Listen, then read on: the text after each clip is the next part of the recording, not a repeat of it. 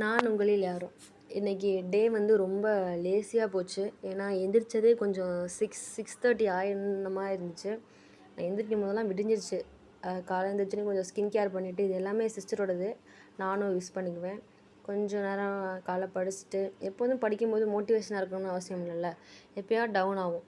இன்றைக்கி ரொம்ப வந்து டவுன் ஆகிட்டேன். ஏன்னா எக்ஸாம் ஒரு டேட்டு தெரில, எப்போ வரணும் ஒரு க்ளூ கிடையாது. படிச்சுக்கிட்டே இருக்கிற மாதிரி இருந்துச்சு. ஸோ ரெஃப்ரெஷ்ஷாக நினச்சிட்டு இருக்கும்போது அம்மா காட்டுக்கு கூப்பிட்டாங்கன்னு, சரி காட்டுக்கு போய் அம்மா ஹெல்ப் பண்ணலான்னு போனோம். நானே என் சிப்லிங்ஸும் கொஞ்சம் போனோம். நடந்து போயிட்ட வழியெல்லாம் பேசிட்டு, கொஞ்சம் மெமரியாக பேசிட்டு போனோம். அதாவது எங்கள் ஊரில் ஆறு இருக்குது. ஆறுக்கு அந்த பக்கம் இருக்க நிலத்தெல்லாம் வந்து வயலணும். எங்கள் சைடு வந்து வீடு இந்த மாதிரி காடாக இருந்த அப்போதைக்கு அது வந்து காட்டுப்பகுதின்னு சொல்லுவாங்க. அதனால நாங்கள் வந்து எங்கள் நிலத்தை காடுன்னு தான் சொல்லுவோம், வயல்னு சொல்ல மாட்டோம். எங்கள் காட்டில் வந்து நாங்கள் வந்து கத்திரிக்காய் போட்டிருந்தோம். இந்த கத்திரிக்காய் வந்து 2 மாதம் ஆச்சு. இப்போ தான் கொஞ்சம் கொஞ்சம் காய்க்க ஆரம்பிக்கிறது. மெயின் பயிர் நாங்கள் வந்து இந்த பிச்சிப்பூ, உச்சிப்பூ அப்படி சொல்லுவாங்க. அதான் மெயின் பயிராக வச்சுருக்கோம். ஊடு பயிர் தான் இந்த கத்திரிக்காவை நாங்கள் வச்சுருக்கோம்.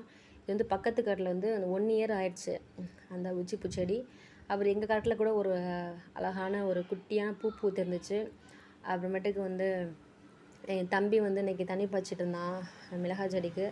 அதை கொஞ்சம் நேரம் பார்த்துட்டு, அப்புறமேட்டுக்கு வந்து இது வந்து இந்த கேணி பார்த்தோம்ல, அந்த கேணியோட தண்ணி தான் இது. அப்போல்லாம் வந்து ஆயில் மோட்டார் இது வந்து ஒரு இது வச்சு சுற்றுவாங்க, ரொம்ப கஷ்டம். ஆனால் இப்போ வந்து ஒரு கரண்ட் மோட்டார் வந்துடுச்சு. ஒரு சுவிட்சை போட்டாவே தண்ணி வந்துடும். அப்புறம் அம்மா வந்து புல்லு பறிக்க சொன்னாங்க. காட்டில் ரொம்ப புல் வளர்ந்துச்சு அப்படின்னு சொன்னாங்க. சரின்னு கொஞ்சம் புல் பறிச்சுட்டு இருந்தோம். இது வந்து பின்னாடி வந்து கத்திரிக்காவும், முன்னாடி வந்து மிளகாவும் போட்டிருக்கோம். அப்புறம் வேலை செய்கிறவங்களுக்குலாம் மிச்சரும் டீ வாங்கிட்டு வந்தாங்க. அதை கொஞ்சம் சாப்பிட்டுட்டு, இயற்கையை ரசிச்சுட்டு அப்படியே குடிச்சிட்டு, அப்புறமேட்டுக்கு வந்து மேகம்லாம் வந்து மழை வர மாதிரி இருந்துச்சு.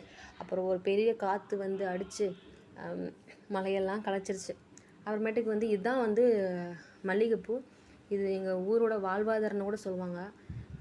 அப்புறம் வீட்டுக்கு தேவையான காய்கறி கூட நிறையா வந்து கொஞ்சம் கொஞ்சமாக அம்மா வச்சுருக்காங்க. இது வந்து எலுமிச்சம்பழம், இது வந்து வெண்டைக்காய், இது கொத்தவரங்காய் வீடு எடுக்கிறேன்னு சொல்லி உடச்சிட்டேன். கொத்தவரங்காய். அப்புறமேட்டுக்கு மிளகா கன்று. இந்த மிளகா செடி வந்து வச்சு ஒரு 2 வாரம் இல்லை 3 வாரம் தான் ஆயிருக்கும். அப்படியே அதையும் கொஞ்சம் வெடிச்சிட்டு, இது வந்து புளிச்சக்கீரை. இது வந்து கடைவாங்க. இந்த புளிச்சக்கீரை வந்து கடைஞ்சி சுடுசோறு ப்ளஸ் நல்லெண்ணெய் இதை போட்டு சாப்பிட்டோம்னா அவ்வளோ அருமையாக இருக்கும். அதுக்கப்புறம் அம்மா வந்து வேலை முடிச்சிட்டோம். சரி என்ன பண்ணுறது அப்படி சுற்றி பார்த்துட்டு, இது வந்து பக்கத்து காட்டில் கேந்தி போட்டிருந்தாங்க, கேந்திப்பூ. அப்புறமேட்டுக்கு சன்செட்டை கொஞ்சம் நேரம் பார்த்துட்டு கொஞ்சம் ரெஃப்ரெஷ் ஆன மாதிரி இருந்துச்சு. சரின்னு சொல்லிட்டு இருந்தால் அம்மா வந்து கத்திரிக்காய்லாம் கொஞ்சம் இப்போ தானே வருது, கொஞ்சம் பார்க்க சொன்னாங்க. கத்திரிக்காய்லாம் கொஞ்சம் பார்த்துட்டு வீட்டுக்கு வந்து கொஞ்சம் நல்லா படித்தாச்சு. இந்த வீடியோ பிடிச்சிச்சுன்னா கண்டிப்பாக வந்து சப்ஸ்கிரைப் பண்ணிக்கோங்க, ஃப்ரெண்டுக்கு ஷேர் பண்ணுங்கள். தேங்க்யூ ஃபார் வாட்சிங்.